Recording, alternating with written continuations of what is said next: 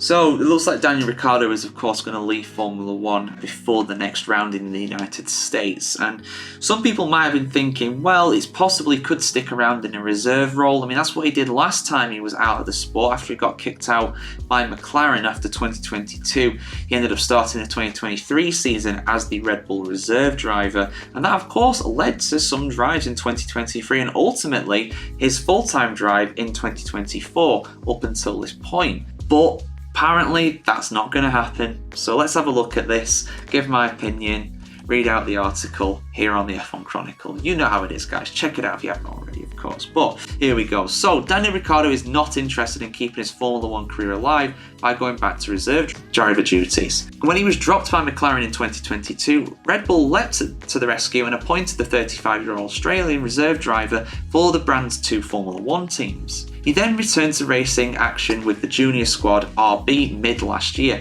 with the hope of returning to the main Red Bull racing lineup for the future. However, it's almost certain that Singapore last weekend was Ricciardo's last race, with Red Bull officials set to make his ousting official imminently. No, Ricciardo declared when he was asked if he might accept another stint as a reserve driver. Obviously last year it made a lot of sense to keep one foot in the door, and obviously the big picture was to try to get back at Red Bull.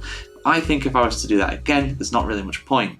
I'm not going to restart my career. It's a bit sad to hear that, but I get where he's coming from, because at the end of the day, Ricciardo now, like it says, he's 35 years old. He would have been hoping for one last chance, one last shot in that Red Bull, and it didn't work out. He gave it his all, it didn't work out. He got beaten by his teammate Yuki Tsunoda. Tsunoda would get that chance before Ricciardo going off of this evidence. So yeah, it's sad. It's really sad. But I feel like he's making the right decision. I feel like now is the time. Give the opportunity to an Isaac Hadjar or to another Red Bull affiliated young driver to be that reserve driver rather than Ricciardo. I mean, Ricciardo's a steady pair of hands, of course, but give that chance to somebody younger at the end of the day, because Ricciardo, if his heart's not in it, and after what's happened to him, his heart's not going to be in it, let's be real here. It's fair enough, really. Ricciardo, an 8-time Grand Prix winner, was highly emotional after Singapore's demanding night race on Sunday, but he admits that his age may have contributed to his inability to remain consistently competitive. It's obviously been evident that it's been harder for me to show it every weekend, and maybe that's a little bit of an age thing. I think it definitely came easier for me when I was 25 as opposed to 35, but also maybe the competition is just increasing. So maybe it's just that this level's increased and it's probably a tall task for me to fight at that level week in, week out. Yeah, I mean, and it's tough when you come back as well. That's the thing. It's tough to get, when you're on the wagon, as it were, you can keep going, but then trying to catch up to it's very difficult. He did spend half a season or so not racing in Formula 1 in 23.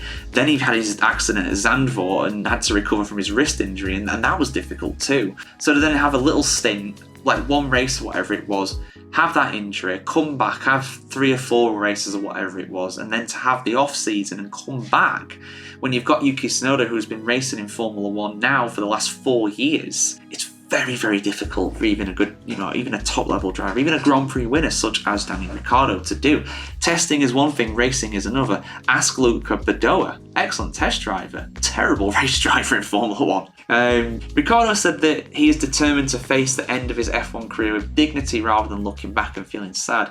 I can't be disappointed with what I achieved. I'm happy that once upon a time I could do it and it was a lot of fun, he said.